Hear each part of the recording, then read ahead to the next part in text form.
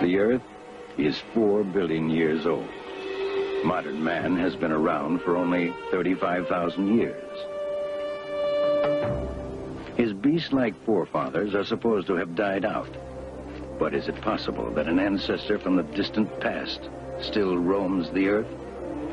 The man-beast.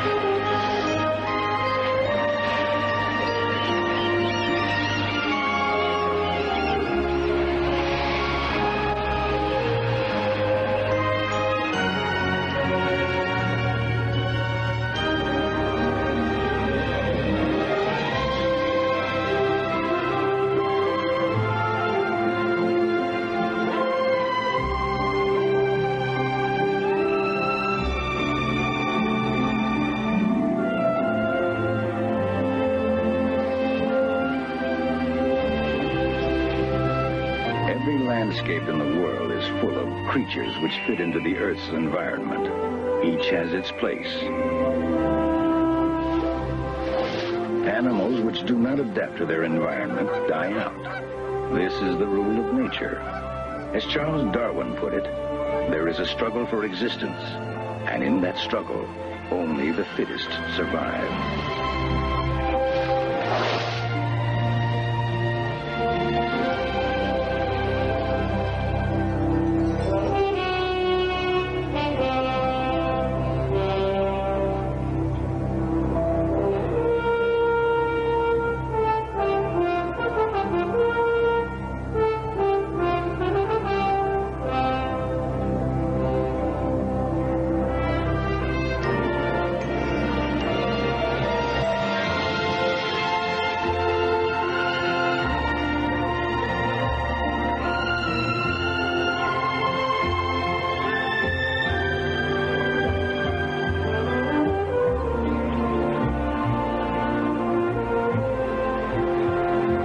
200,000 years ago, the world was lush and green.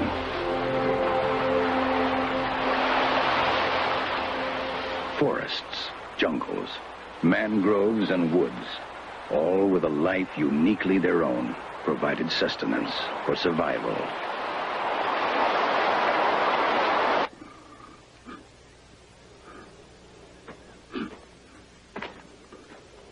The demi-world creature between man and beast possessed only his instinct for survival. Without tools or language, the man-beast lived by his wits. His only possible weapon was the club, a rather crude survival kit.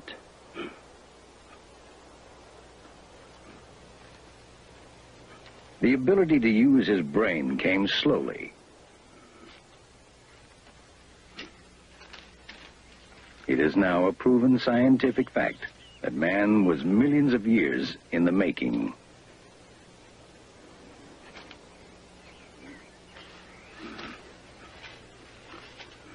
There were dead ends, new beginnings. He gradually learned to use fire and to make tools. 2 million years ago, he used crude stones to put a sharp edge on a pebble. This tool did not change for the next million years. Some creatures were stronger, some swifter. Some could see or hear better. Others were given natural weapons, horns, claws, venom.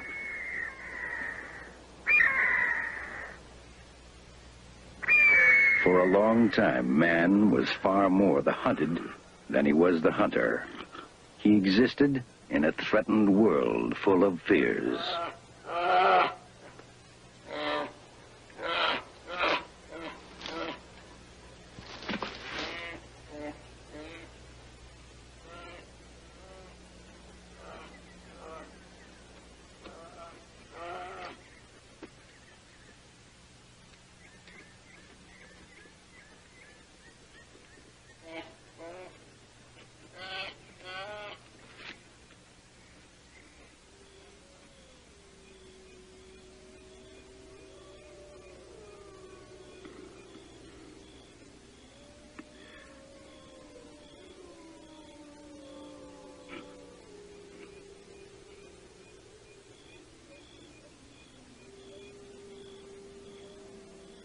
Is it possible that any of these creatures could have survived? That a relic of man-beast, frozen in time, still exists today? Bigfoot Center? Yes? Where did this happen? And your name? And your phone number? Peter? Yes, we will send someone out right away. Thank you. This one looks real good. A reported sighting of the monster is a call to action for Peter Byrne, his staff, and his wife, Celia. Tell me, Wayne, what does the thing look like? It was an ape-like creature. It didn't walk on all fours. It was stooped over. When it stood up, it didn't stand up erect. It was still stooped over. And I walked off into the woods, and it didn't make a lot of noise. Was it very big, very muscular? Yes, pretty muscular. The hair on it, I'd say, was about 2.5, 3 inches. And it wasn't a dark like a bear. It was tannish color. And it didn't make any noises? No, it didn't. It just observed, and the reflection from his eyes were yellow. And it just, it knew I was coming when I got up to it and just turned and walked off. Peter and Celia Byrne worked together in the field, investigating reported man-beast sightings. How many are there altogether? Let's see. We've seen about a dozen going up the hill. They're fairly well spaced. What do you think of them yourself? Well, they're blurred, but I think that's because it's so windy. Why don't we take a plaster cast anyway? I think we should do that. Maybe one or two of them up there, because they look more definite. When the phone rings, I respond enthusiastically, because that could be the call which would lead us to a find, lead us to actually seeing one of the things and perhaps getting some pictures. When I grow a little tired or a little irritated at the hundreds of calls that come in that lead to nothing, I try to remember that one of the basic requirements of a good hunter is patience.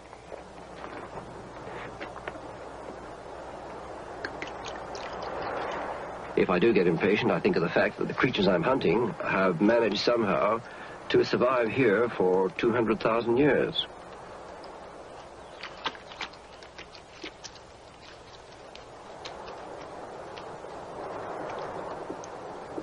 Peter and Celia Byrne created a clearinghouse for authenticating man-beast sightings. These are plaster casts, and when we find a footprint out in the mountains somewhere, we go out, make up a mixture and pour it in, and after a while it hardens, and this is the result. That's the big one there. And then, of course, we have comparative casts. This is a cast of a bear, the back foot of a bear, you know, just to show the difference between the two. Where did you find these? Some were found in Oregon, and some were found in Washington. That one over there in Oregon, and then this one here in Washington. And they're typical Bigfoot footprints. That's what they are. He has collected hundreds of actual stories, but none more mysterious than the case of the disappearing skier.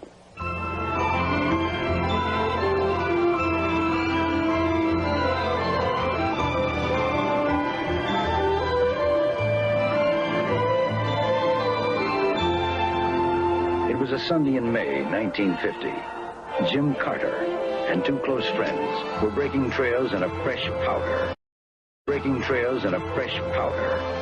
Carter, an expert skier, took off alone.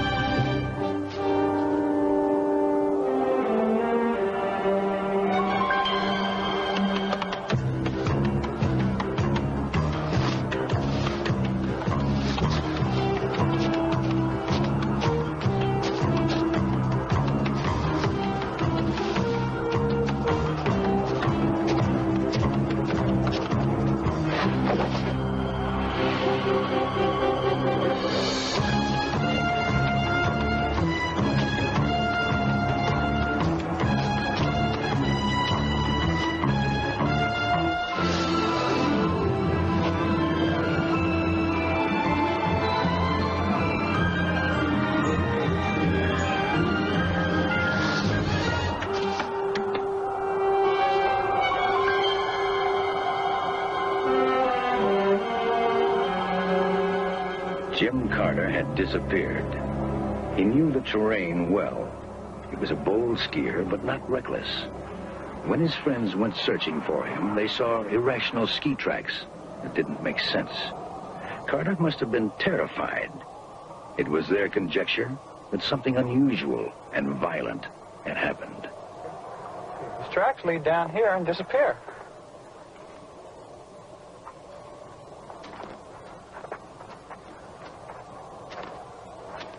Yes, but there's none leading away.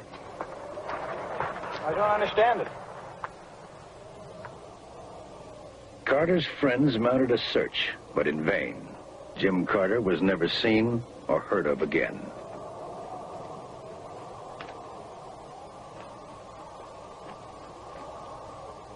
Credible witnesses telling incredible stories. This is what Peter Byrne will have to work with in his search. These creatures are very fortunate in one aspect, and that is that they have an enormous habitat, which means that if they're spotted on a Monday morning, that on a Tuesday morning, 10,000 people are not going to go dashing into the forest saying, "There's a Bigfoot, let's go after it."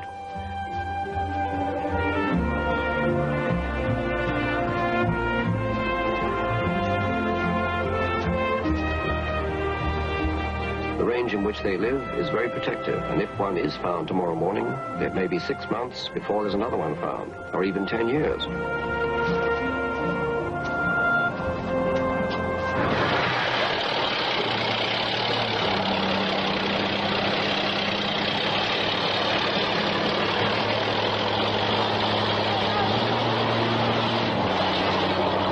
Their habitat is rapidly disappearing as we continue to consume the forests.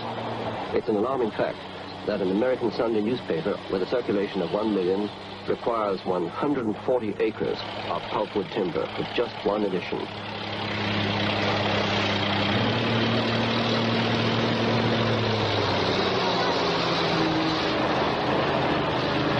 It's this very process of lumbering which brought forth one of the most poignant stories in my files. It involves 7-year-old Cindy Halsinger, who lives near Mount Hood in Oregon.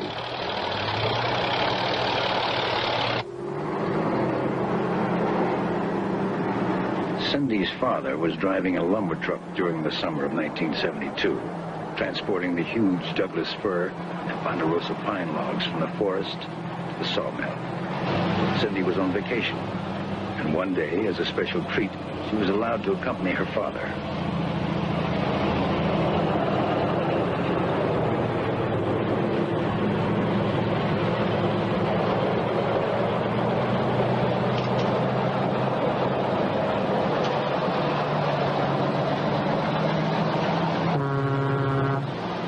As her father was carrying a full load back to the sawmill, a chain securing the heavy logs came loose.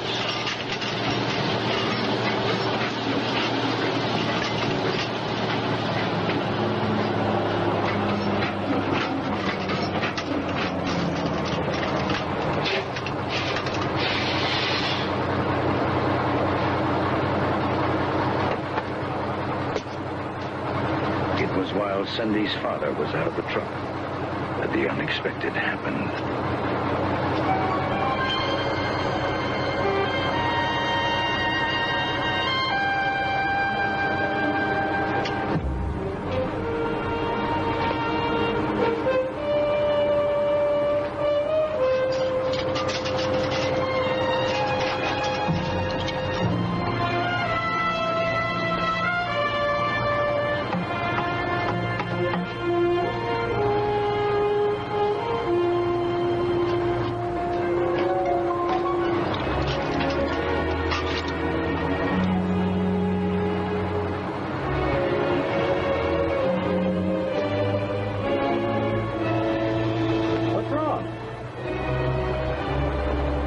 Later would her father learn what it was she saw. I always wondered who was the more afraid, the child or the beast.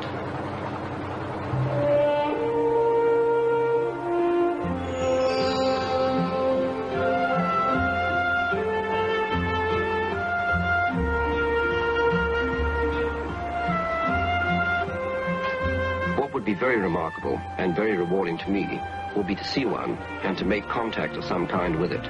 to be able to communicate with it in some way.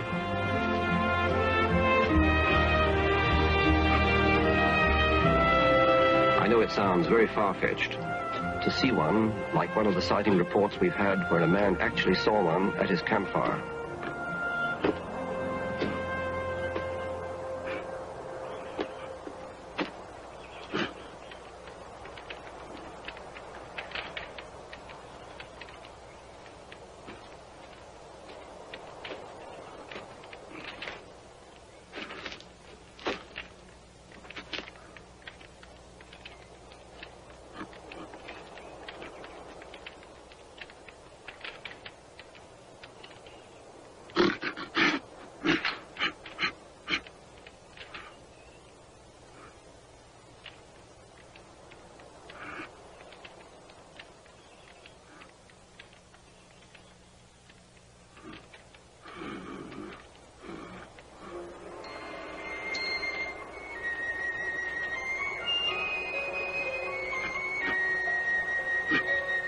That's how communication might begin. It might raise its hand, you might raise your hand.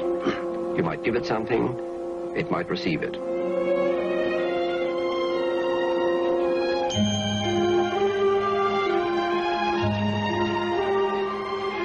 But this is something I look toward. I think it can happen.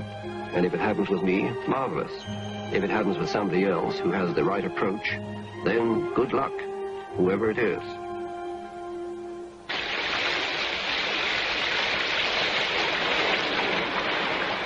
I may die never having seen a Bigfoot. This is entirely possible. The law of averages says that I, you know, Peter Byrne, a single individual, may not see one. And it doesn't faze me. It doesn't bother me too much.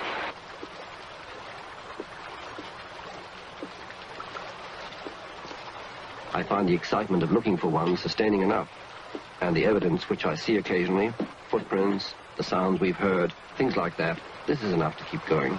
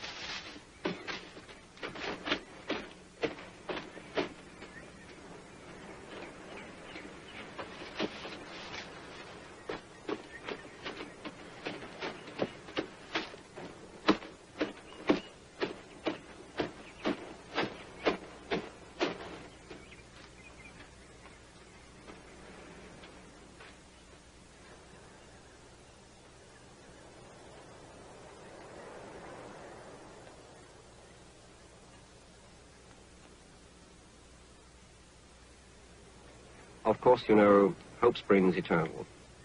I hope, you know, that I'll see one. I hope that Celia and I will see one. We would like to. And if we don't, well, that's fortune. That's fate. Well, that's fortune. That's fate.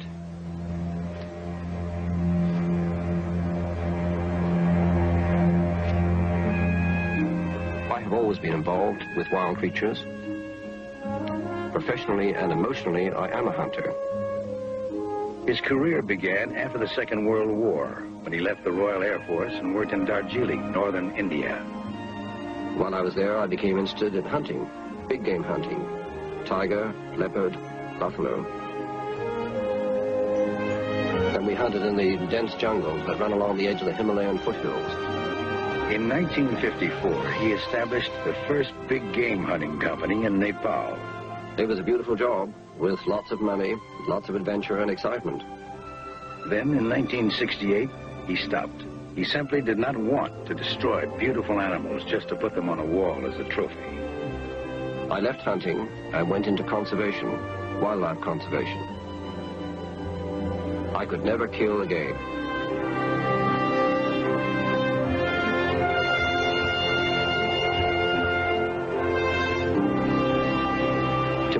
quest for the creature is what I call the ultimate hunt.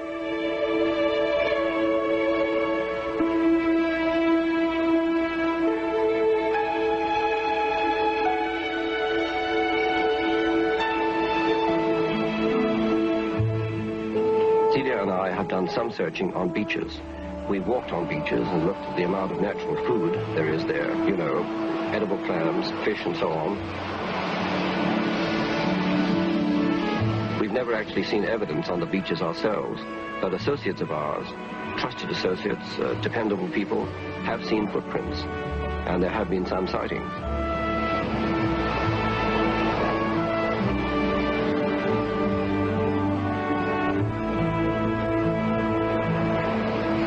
The beaches of Oregon alone are vast.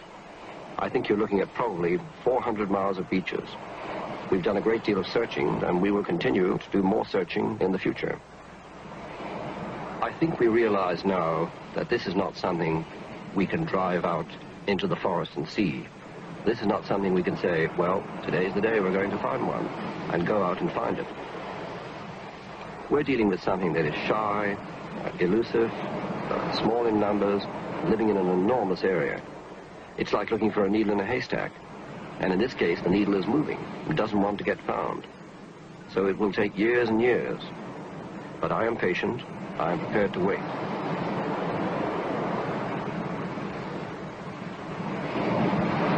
Celia and Peter often talk of the anguish and frustration associated with their work. Peter, do you ever ask yourself what you're doing in the Bigfoot search? What you're really looking for? I do. It's a question that arises again and again, and one that's very important.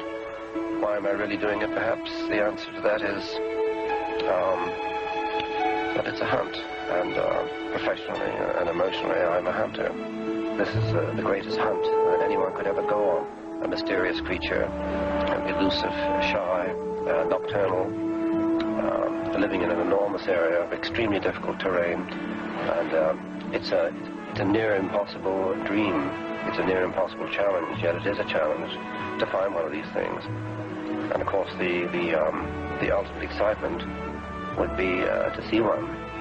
See one of these creatures would be like meeting a man stepping out of the primeval world, and the prehistoric being. It'd be like reaching back into the past.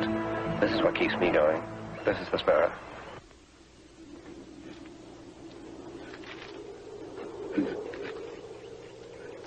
I don't know if I'm looking for a man or an ape, a creature somehow left behind, or a remnant that evolution passed by.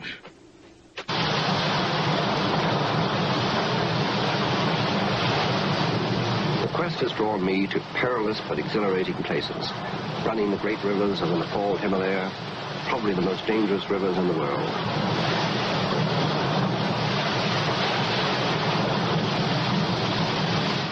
I had been waiting for 2 weeks for a most important message, permission for an interview with the Holy Lama of Bodhnath. As the messenger made his way to reach us in this incredible world of isolated and rugged beauty, I thought how lucky I was. Bigfoot, Sasquatch, the Yeti, or a vulnerable snowman, call it what you may, it has given me times of sheer frustration, but there are also moments of hope.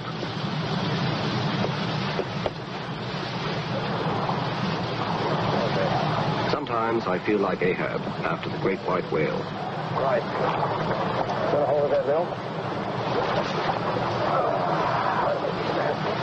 The old Lama, Rinpoche Chini Lama, high priest of the Buddhist temple at Bodhnath, has granted me an audience.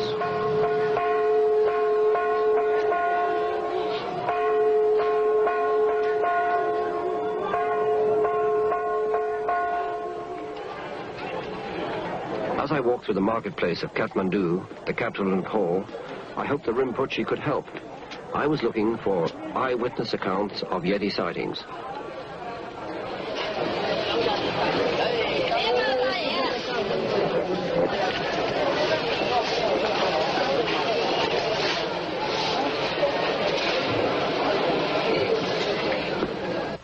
The Holy Lama, I was told, knew of the Yeti at first hand and could provide new clues for me to follow in my search. And in the Himalayas. And in the Himalaya, one of those is the Yeti. Oh, yeah. And as you know, I have been looking for the Yeti.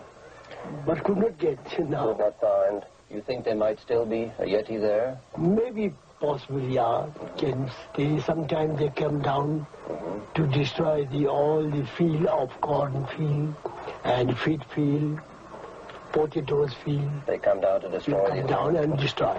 And frighten the villagers? Yeah. This piece of bone that you showed me, this is a Yeti, a piece of Yeti bone. How old would you say this was? About 50 years back. 50 years back, I see. It's very thick, and it has a peculiar ridge on the top here. I must admit, I've never seen anything like this before. And where did it come from? Which place? This is come from Jarumpu. Jarumpu? Yeah. Jarumpu. Yati are always staying there. The mountains remind me of a line from a poem by Robertson Jeffers. Heartbreaking beauty that will endure when there's no heart to break for it.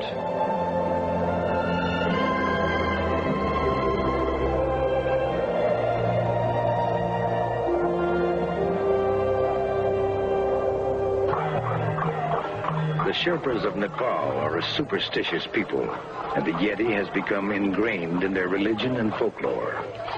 Every Nepalese holds a firm belief in the existence of some such man-like creature. The word Yeti means dweller among the rocks, but Tibetans call the beast Meto Kengme, which only loosely translated means abominable snowman. And so the creature became monsterized, despite the fact that it is harmless. According to the Sherpas, the Yeti is covered with stiff, reddish-brown hair. The head is pointed and the face bare. Its call is a loud, wailing, yelping noise. It walks normally on two legs.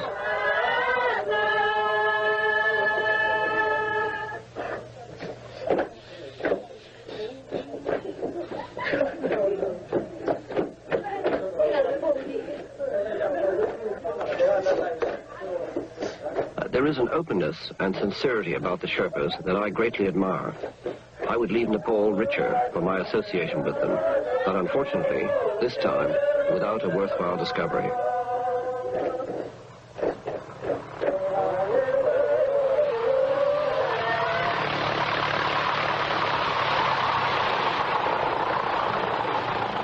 It would be hard to imagine anything wilder or more rugged than this stern country.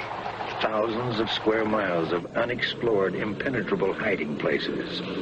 Any beast of even moderate intelligence could lie hidden in the numberless small ravines, rock-strewn slopes, and gullies.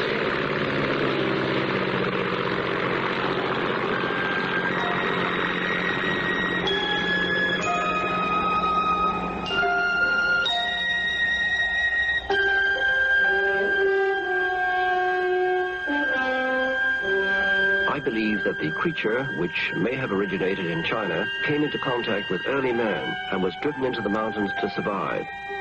He became a nomad, following the Eurasian mountain ridge into the Himalayas, and at the same time moved northwest into Russia. Hundreds of reports of Yeti-type creatures in Russia have been suppressed by the government.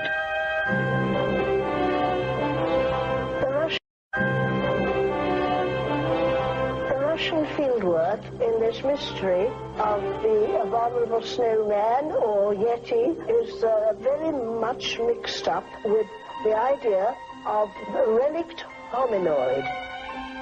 British journalist Odette Chernin has been working closely with Russian scientists.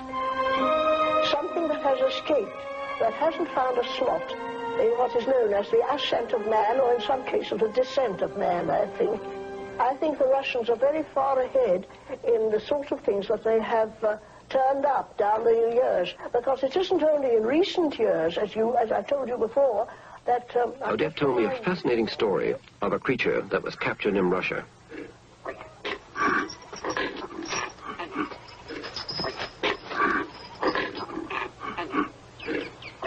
According to Odette, the creature was found in 1921. Zana, that was her name. She was captured in forests in a rather wild part of Russia, when she was very young. She was covered with black hair and very savage and wild. They couldn't do anything with her at first. She was fastened to a post, and I have a feeling that she may have been, by some mysterious way, connected with these very, very rare tribes in Arctic Siberia called the Chuchuna, because they had the same characteristics of being covered with black hair all over them, and they were very wild. They had very long arms down to their knees, rather Yeti type, and they used to have bows and arrows that they made out of wood and covered themselves with bark or reindeer skin.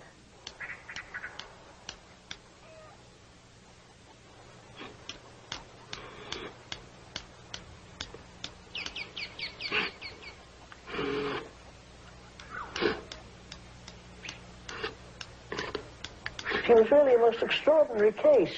After a while, she became a little tailor, and they arranged a sort of compound for her near the farmhouse. She could never live indoors. They never could have her indoors. She became a little tailor, and the only person whom she would follow, you know, or listen to, was her master, the farmer.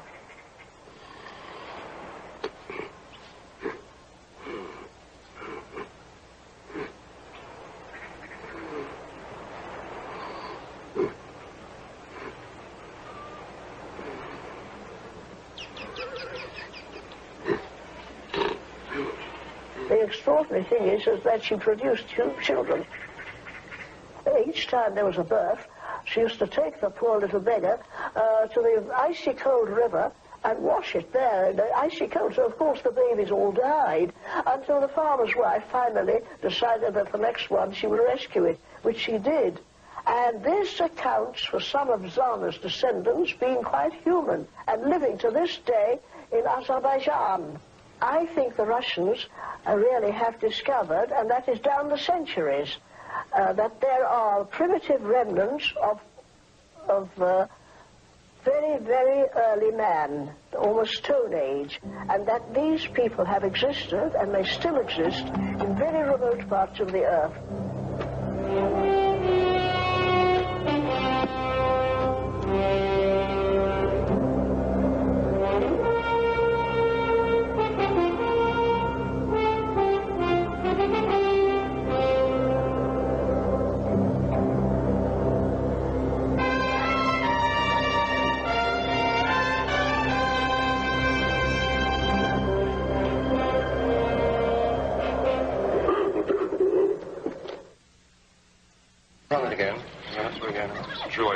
The man-beast has a voice. It was recorded by Alan Berry, a journalist from Sacramento, California. What happened here, Peter, was this is from a night in 1972 in October. I'd been told by Warren Johnson and others of his party that they'd heard strange sounds in this camp, so I brought a tape recorder in to see if I could pick up any of these sounds myself. It was a remote, high mountain area, and I was aware that there had been some strange goings-on in this area from accounts of other people who had been there, and I got in there in the late afternoon. I set my tape recorder up. I put my mic, taped it to a tree a little ways away from where I'd be bedding down, and then proceeded to wait along and see what developed.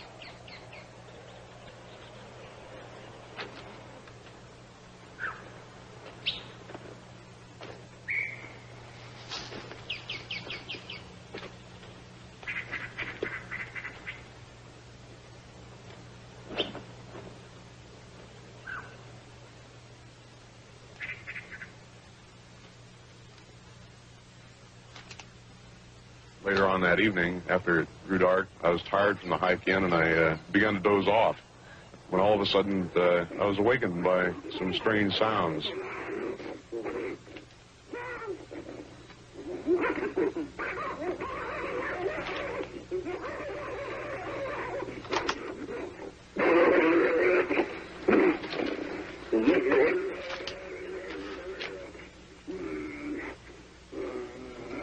It was very startling. I didn't know what to think. I had very mixed emotions. On one hand, I was wondering, well, could somebody possibly be out there doing it, some human being? And on the other hand, viscerally, my knees were shaking and insides were turning a bit, and I was wondering if maybe what I was hearing was some creature that was stranger than anything that we knew.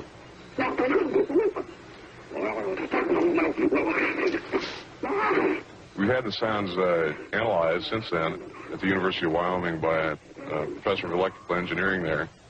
And the results are the sounds could not have been made by man or any known animal.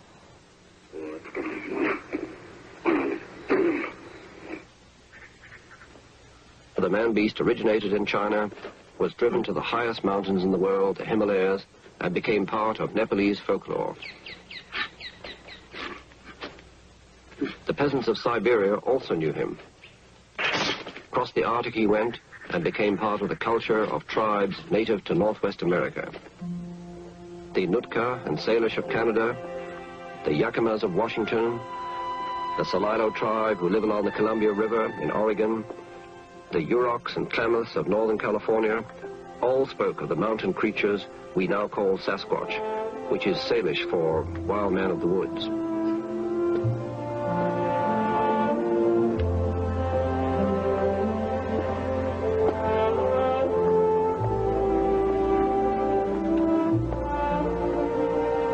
The names each tribe had for the creature were different, but all meant the same thing. Sasquatch, in Indian lore, a creature which left giant footprints. 7 to 8 feet tall, weighing 300 to 400 pounds, they walk upright. Thick fur, long arms, powerful shoulders, and a short neck. Sasquatch, Bigfoot.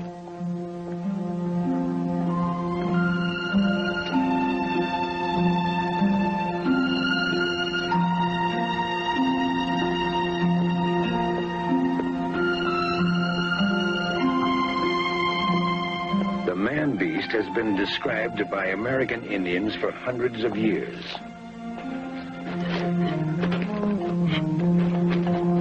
Sasquatch, Yeti, Alma.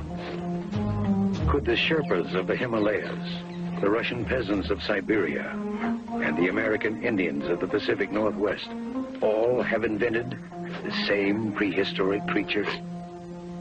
Sacred totems symbolize the Indians' deep reverence for nature.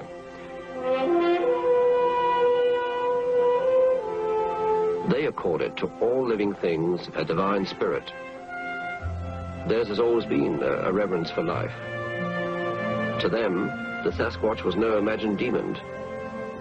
If we are to convince modern science that the man-beast exists, we must learn how it lives and where it hides. If Bigfoot exists, why have we found no evidence such as skeletons or bones? The answer is, they rarely are preserved in this region.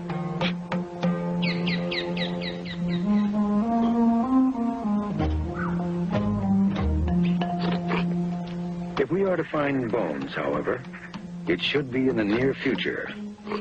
Lately, the number of searchers has increased. Some of them have even come from the highly skeptical scientific community.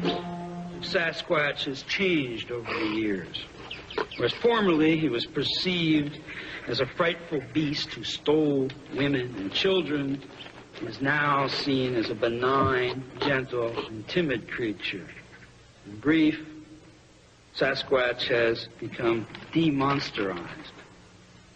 But there's more to it than this. Sasquatch has also given us a boon. Sasquatch has become an industry that supports postcard manufacturers, T-shirt designers, tourist entrepreneurs, writers and researchers in popular or unpopular science, conveners of conventions such as this, and even a tired anthropologist from grim Chicago gets a chance. Gatherings like this Sasquatch conference at the University of British Columbia do not mean the creature exists, but at least people are paying attention. This meeting was quite significant. It's the first time scientists and Bigfoot believers have gotten together. Old adversaries are finally talking to each other. Experts came from all over the world. One of the most fascinating reports was a compelling paper presented by a Soviet anthropologist. It certified the existence of a man-beast. A Russian zoologist, Professor Zarakova, was working in the Caucasus Mountains in 1956. According to Dmitry Bayanov, she woke up during the night to a terrifying sight.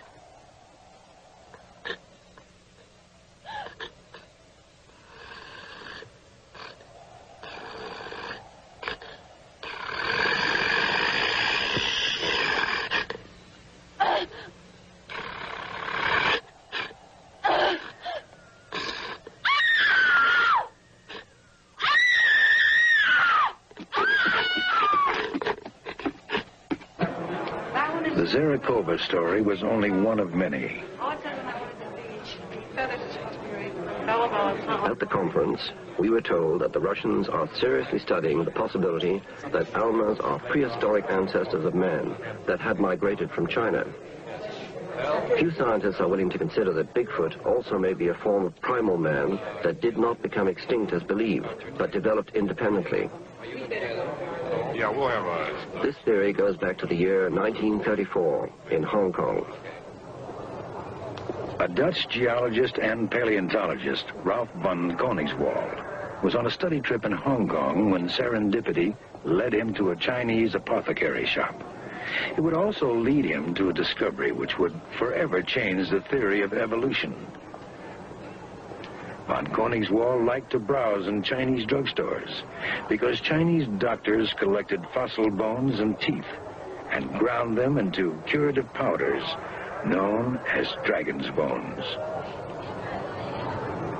On this day, a display containing a particularly huge tooth, a lower molar, caught his eye. It was 6 times the size of a man's tooth. What puzzled him most was that it looked human, but no human tooth was that large. The conventional view of anthropology at the time held that the evolution of modern man came in a straight line from a single species. But what if it was not a simple straight line of descent?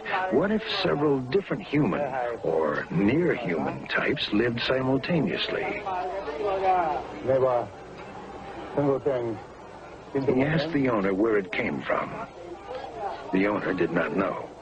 It had been in the family a long time. This set von Koningswald on a 22-year odyssey that resulted in one of the most remarkable discoveries in history. Von Koningswald found evidence that there may have been at least 2 separate human species. Excavating throughout China, he uncovered the largest primate bones ever encountered. The creature from which they came, von Koningswald named Gigantopithecus, the gigantic ape. But was it ape or man? Could it be the ancestor of the abominable snowman or Sasquatch?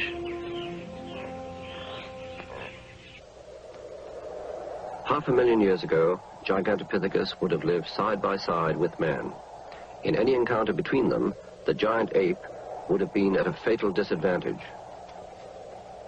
It's generally believed that Gigantopithecus died out. But what if the giant ape simply moved into the Himalayas, for example? Might they not have survived there right up to the present?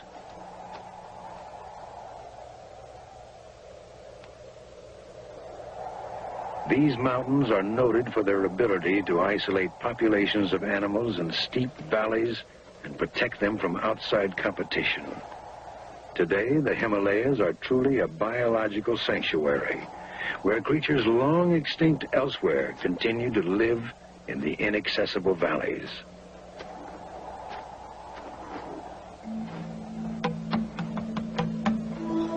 On my last Yeti expedition to Nepal, I had seen several sets of tracks and heard incredible stories of sightings.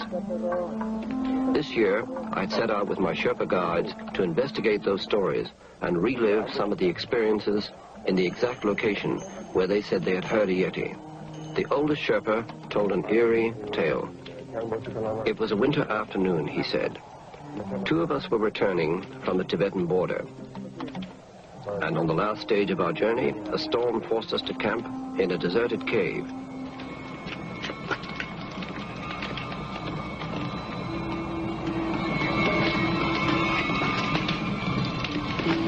We made our way deep inside, where it would be warmer.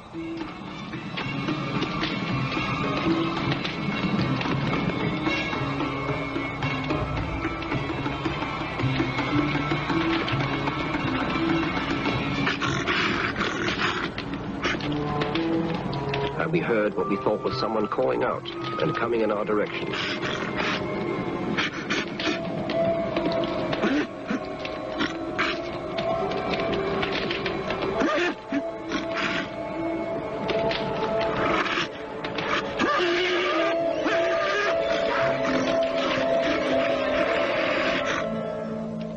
The next morning, in the fresh snow, we saw a set of newly made tracks of a creature walking on two legs.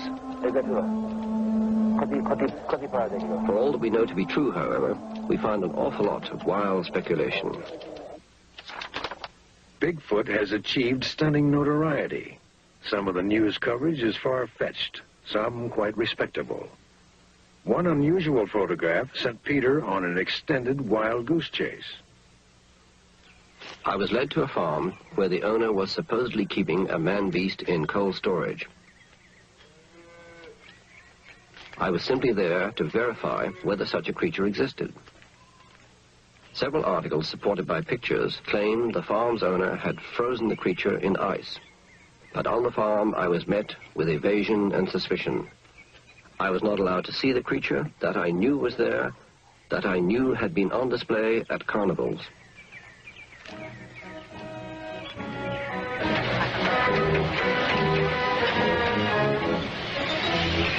Making such a creature part of a carnival sideshow disturbed me.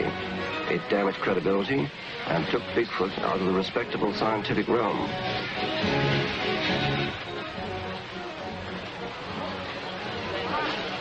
Indeed, a frozen man was on display at carnivals.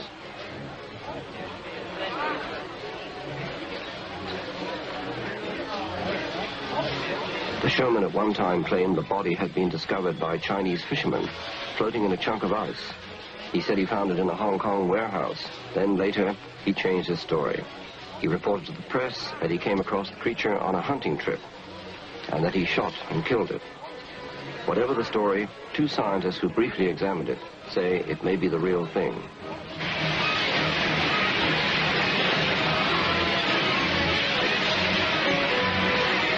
Real or fake? Myth versus reality. Again, the haunting question. If real, it would not be just another fossil, but an actual creature. I knew that it was supposed to be there, but before I could examine it, the creature was spirited away.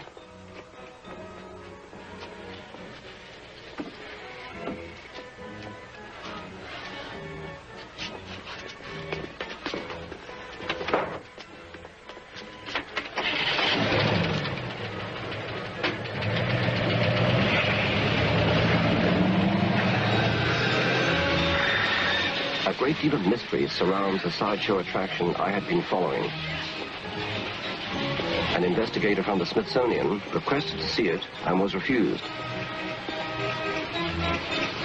Without examining it, he concluded that it was a fake, probably nothing more than latex rubber and hair. I believed that the creature could be a young Bigfoot. I believed that it was real.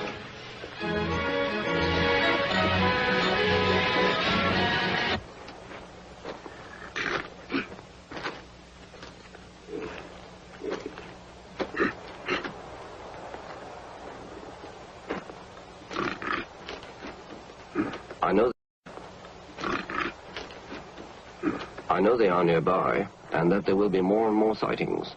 The thought disturbs me. I sense that Bigfoot is in grave danger, that they may be close to extinction before we can prove they exist. Unfortunately, to scientists, that's not very important. In anthropology, we investigate those things which are problematic to us by looking for them elsewhere. As long as Sasquatch is a personal rather than a collectively sanctioned experience, he will remain hallucinatory as officially defined by Western culture. We didn't feel that if there was such an animal, that the animal had ever harmed anybody, or that it had done anything that deserved to be shot or captured. We need a piece of the body. Nothing else will be accepted. I think that there are many other ways of proving an existence of something other than killing that particular thing that you're trying to prove exists. My preference would be to locate a hunter who was shot and killed one. And perhaps because he thought he killed a valuable animal or a peculiar human, he might not have said anything about it. But if he would come forward, perhaps we could examine the place where he killed it. And we might find a few bones, then the whole thing is settled right there. If we don't find such an old kill, then the only alternative remaining is to kill one now. Grisly as that sounds, I think that is probably what we'll have to do.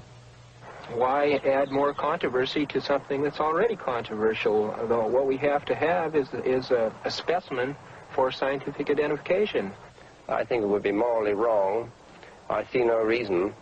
In fact, I talked to a small boy, a schoolboy recently, and he said some people say shoot one to prove that they're there. And then he said, supposing the one they shoot is the last one. My answer to that is, if they become extinct, so what? If they're not proven, it doesn't make any difference. We have a lot of animals that became extinct in the past, and there's nothing we can do about it. If this animal remains unaccepted, who cares if they become extinct? Annihilated by man, might finally fulfill its destiny and become extinct. One rule of evolution is that when two species come into conflict, the most developed will dominate. I realize that the greatest danger lies not in 10,000 years of survival. The greatest danger is man.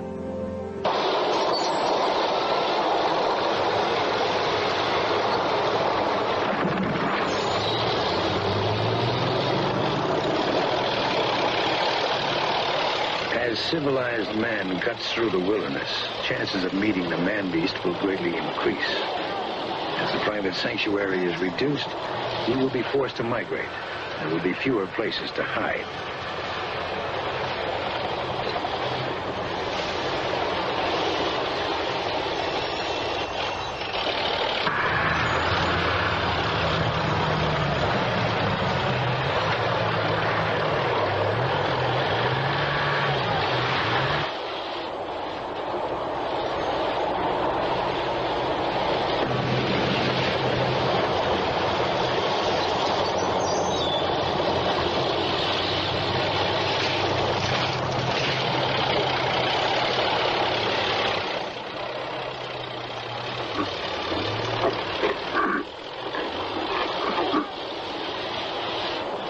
Perhaps an ominous portent of what is to come is an incident which occurred in 1958 at a lumber site in the Bluff Creek area of Del Monte County, Northern California. It was August 27, 1958. A construction crew headed by Thomas Sauerwein was building a lumber access road in the Bluff Creek Valley. It was customary for the workers to leave their heavy-duty equipment parked overnight. The territory, incidentally, is virtually unexplored.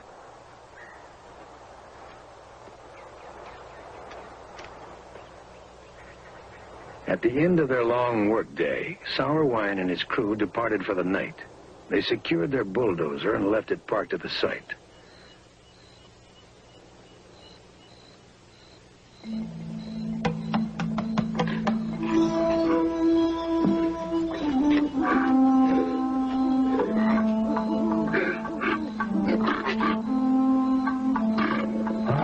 Sometime during the night of August 27th, the camp was visited, and perhaps years of outrage was finally vented by a puzzled creature.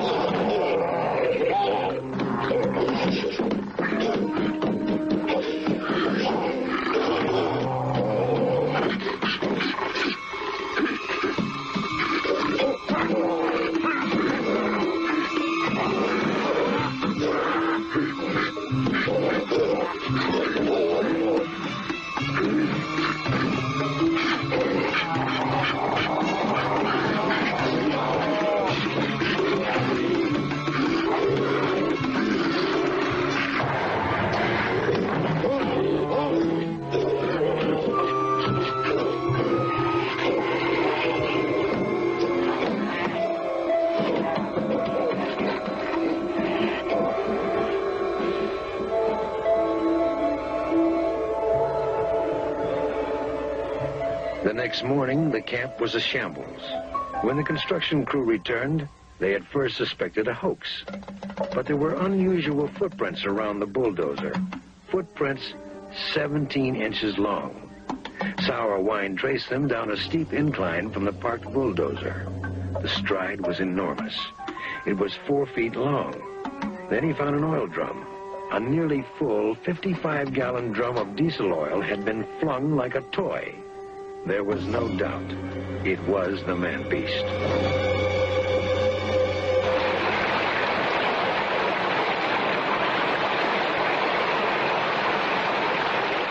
More and more it is difficult to obtain eyewitness stories of encounters with Bigfoot. Those who tell stories publicly are often exposed to ridicule. I promise not to tell the woman's name. The story you're about to see is true. It happened on the Klickitat River in Washington.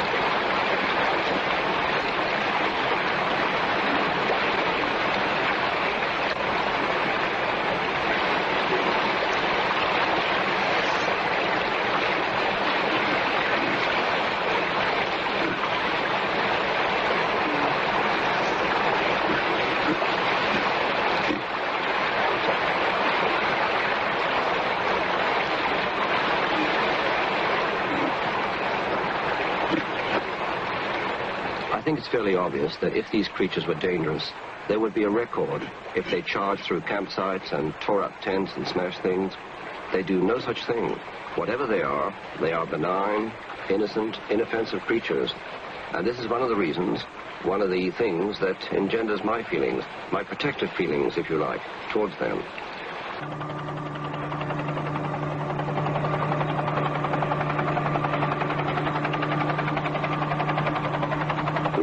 Forests of the American Northwest were long thought to provide an inexhaustible bounty. Hundreds of thousands of acres rich in timber should have been able to supply all the products a nation needed. But lumber is a $30 billion a year industry, and the forests are being exploited. The trees that once sheltered the man-beast are disappearing.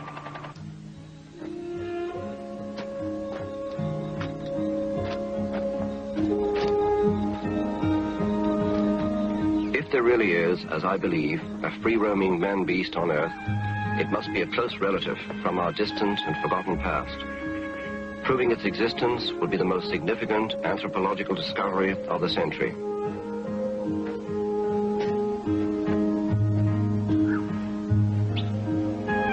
If these creatures truly do exist, they need protection. We must look towards protective legislation. Even if there is only one left, we must protect this creature.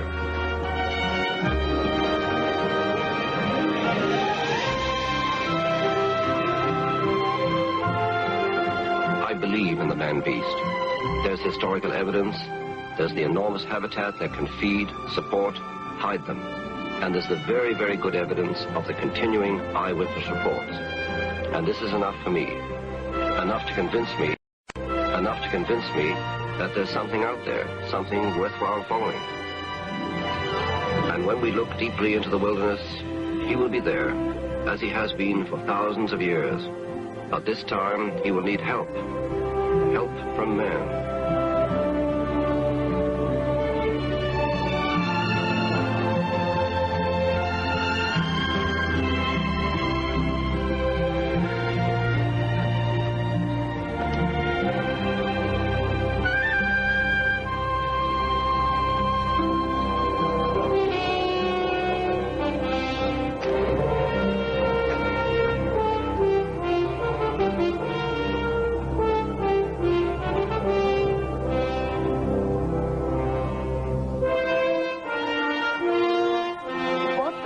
Have discovered might be primitive remnants of prehistory that are found in geographical remote places of the earth on very rare occasions.